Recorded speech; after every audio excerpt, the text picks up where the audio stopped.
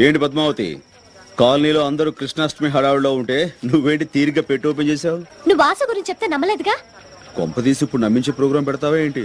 నిన్ను నమ్మించాల్సిన అవసరం నాకేం లేదు, కానీ నమ్మిస్తాను. అది సరే గాని పద్మావతి, ఈ సదరు వాసు అనేవాడు ఏం చేస్తుండేవాడు? Recording dance. Recording dance. ఓహో, అనుకున్నాను. అందుకునేనా నీ చేతి రాంగ్ స్టెప్ ఇచ్చాడు? రాంగ్ స్టెప్ ఏం కాదు, కరెక్ట్ స్టెప్లే. అసలు నిజం చెప్పాలంటే వాసుకి ఏ హీరో వేషం కడితే అచ్చు ఆ హీరోల స్టెప్పులు వేసేవాడు. అసలు సినిమాలో చేరుంటే ఎంత పెద్ద హీరో అయ్యేవాడో తెలుసా? పాపం. ఇప్పుడు ఆ పని మీదే నీ 7 వారాల నగలతో చెన్నై చెక్కేస్తుంది. ఏం కాదు, నువ్వెప్పుడు వాసు గురించి ఇలాగే చెప్తావు. వాసు ఎంత ఘాటుగా ప్రేమించాడో ఈ ఉత్తరాలు చదువు. అబ్బో, చాలా ఘాటు ప్రేమ. ముక్కు కూడా అదిరిపోతున్నా. నువ్వే వెగతాళి చేయక్కర్లేదు వాసుని. ఈ ఉత్తరం చూడు, రక్తంతో రాశాడు తెలుసా? ఎవరిని మర్డర్ చేసి?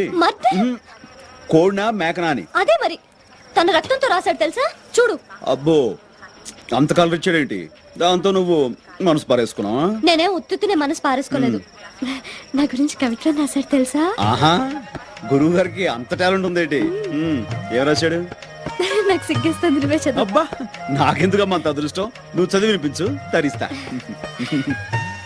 ప్రియాతి ప్రియమైన పద్మావతికి నిన్ను చూడగానే నేనేంటో అయిపోయాను. నాకేదో వచ్చేసింది. ఇంకేం వస్తే మాయరోగం వస్తుంది. అదే మరి ఎగతాళి అవుతున్నది. నేను చదివేది నువ్వు అంతే. చదువు. పద్మావతి పద్మావతి, నీ ఎర్రని మూతి చూడగానే పోయింది నా మతి, అయిపోయింది నా మనసు కోతి. దాంతో నీ పని అయిపోయింది, అదో గతి. రామకృష్ణ గారు, లేకపోతే ఏంటి? కోతి గీత రాశాడంటే అది కవిత్వం కాదు, కపిత్వం. చేతరాత్రులు వాడు. వాసు గురించి నీతో చెప్పడం నాది బుద్ధి తక్కువ. అరే, ఏదో జోక్ మాట్లాడదు ప్లీజ్. కదా, ఆ మాత్రం కోపం వస్తుంది.